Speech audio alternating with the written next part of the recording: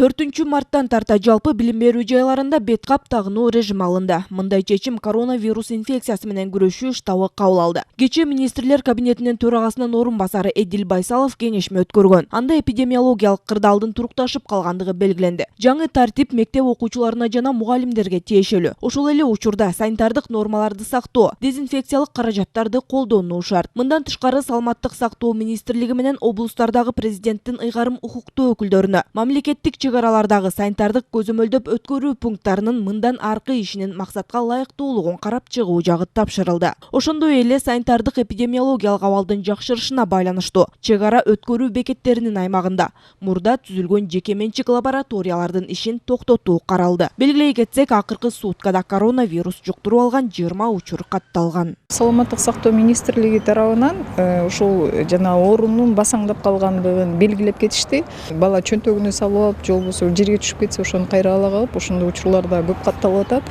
Анан ошону элементардуу балдардын ден соолугун сактоо боюнча, анан билим берүү тармагына эгер бет кап жок болсо сабакка келбей калсын деген да кээ бир учурларда да катталды. Мектептерде ушундай учурлар катталгандыгына байланыштуу ошо бала программаны милдеттүү түрдө өздөштүрүү максатында ошол бет кап такканга милдеттүү эмес.